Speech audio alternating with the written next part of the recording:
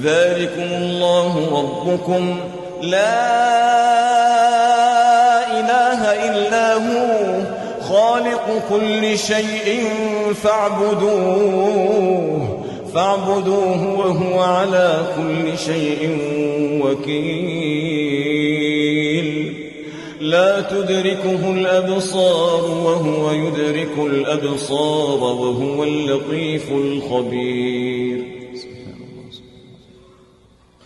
قد جاءكم بصائر من ربكم فمن أبصر فلنفسه ومن عمي فعليها وما أنا عليكم بحفيظ.